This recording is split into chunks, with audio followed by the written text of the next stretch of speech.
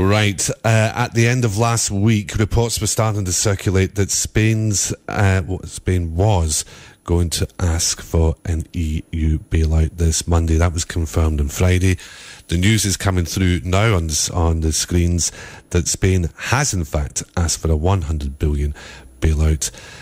So let's have a chat with Alessio Rastani about just what that means for Spain and the euro and the rest of Europe as well. Good morning, Alessio. Welcome back. How are you doing? Hi, Steve. Great. Thanks very much. Good to have you on to be on your show. Good to have you on again. Alessio, it's confirmed. They've asked for this, they've handed over the letter asking for this 100 billion bailout. What does it mean? Because I'm hearing rumours that it means that they're going to have to change the rate of VAT, they're going to have to put VAT up, all kinds of implications. The immediate implications for Spain itself, what does it mean? Well, here's what nobody else is saying right now, and the real question is this: is Spain really telling the truth about how much it really needs? And my opinion, and I'll explain why, is that the figure they really want, the figure they actually need, is a lot more than what they're saying right now. Recently, the Spanish bank, Bank of Spain, in fact, came out and said that they need about 60 billion euros, about $80 billion, to fix their financial situation. And in fact, I can tell you that the real truth is that there's going to be a lot more. They need a lot more than that to fix their financial situation. And here's why: because number one, this is not being independently verified. What the Bank of Spain has said what it needs has not been verified yet. Secondly, the auditors who are reviewing Spain's financial situation, they're still continuing the review. They haven't finished it yet. It hasn't been finalized yet. So there's a whole skeleton in the cupboard that hasn't really come out yet, the true extent of the crisis. The third reason is that, we still have, I think, something like the real estate loans. As I'm sure you're aware, well aware Spain's property crisis. Yeah. Absolutely, yeah. I mean, I've got friends who bought properties back in the good days of 2003, in Spain, in those days when property was very popular in Spain. But of course, there's a huge property crisis right now. About $500 billion of real estate loans that still has, that has to come into the equation. And of course, we got massive unemployment, massive youth unemployment, one of the worst unemployment in Europe.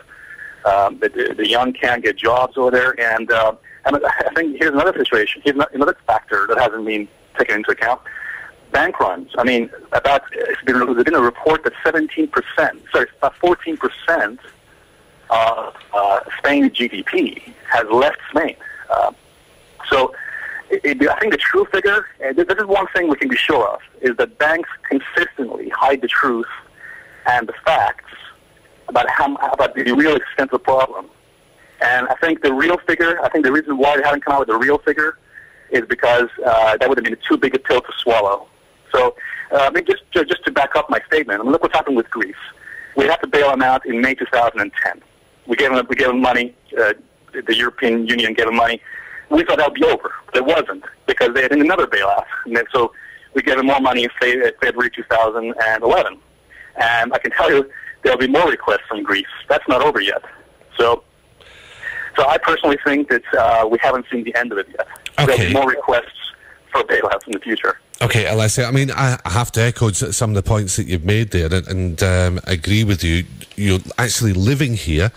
I mean, just where I live myself, right directly behind me is an unfinished development. The cranes are all still there, everything's there, but there's been nothing done there for 2 years.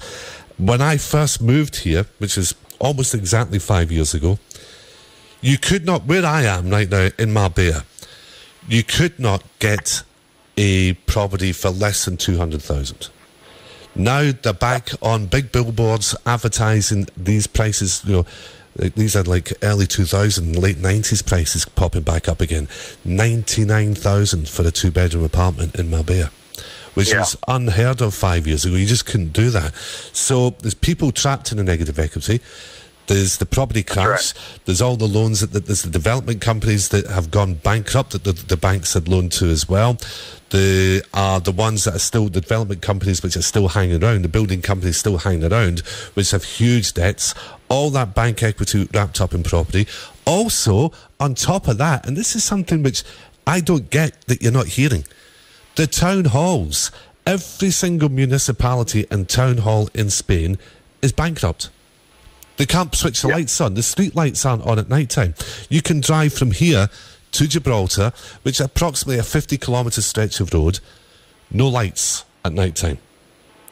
That's because they can't afford to switch them on. There's villages further inland which are having electricity switched off at night time. So that shows you how big the problem is. So never mind the banks. What about how the town hall's going to get themselves out of these situations? Yeah.